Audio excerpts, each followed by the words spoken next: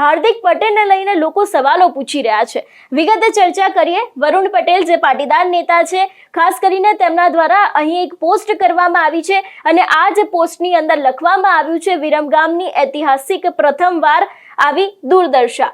તેના નીચે પણ લખવામાં આવ્યું છે અંદાજિત 45 કરોડ જેટલા રૂપિયા સરકારમાંથી આયા।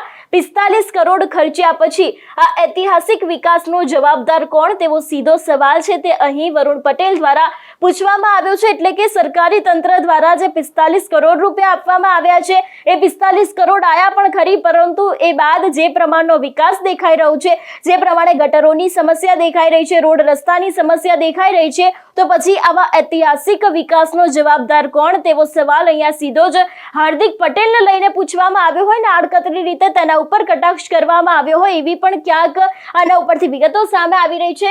ખાસ કરીને પછી પણ લખવામાં આવ્યું છે કે વિરમગામની પ્રજા આ નક્કામાં છોકરાને માફ નહીં કરે, એટલે કે ખાસ કરીને જે ત્યાંની પ્રજા છે એ લોકો કોઈ દિવસ કોઈને માફ નહીં કરે એવું પણ લખવામાં આવ્યું છે। અહીં લખવામાં આવ્યું છે આ તો મલાઈ મળવામાં ડખા ચાલુ થયા ને બકરું ભરાયું એટલે સિંહને બદનામ કરવા નીક।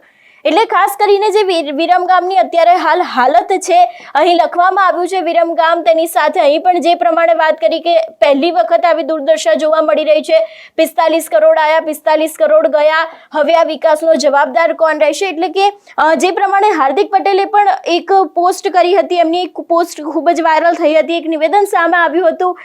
એ નિવેદનની અંદર જે ભારતીય જનતા પાર્ટીના નેતાઓ છે, જે લોકો છે, એ લોકોને પણ ક્યાંક ટાર્ગેટ કરવામાં આવ્યા હતા કે આ લોકાર્પણમાં કેમ કોઈ ઉપસ્થિત નથી રહેતું, એવા સવાલો પૂછવામાં આવ્યા હતા। એ બાદ જે ભાજપના મહામંત્રી છે એમને પોતાના સોશિયલ મીડિયાના મારફતે હાર્દિક પટેલને જડબાતોડ જવાબ આપ્યો હતો। લખવામાં આવ્યું હતું કે અમે પક્ષ સાથે જોડાયેલા માણસો છે, છેલ્લા ઘણા વર્ષોથી અમે લોકો પક્ષની અંદર કાર્યરત છીએ, પરંતુ હવે ક્યાંક જે પાટીદાર નેતા છે વરુણ પટેલ એ મેદાને આવ્યા છે અને વિરમગામનો મુદ્દો આજે ખૂબ જ ચર્ચામાં આવ્યો હતો।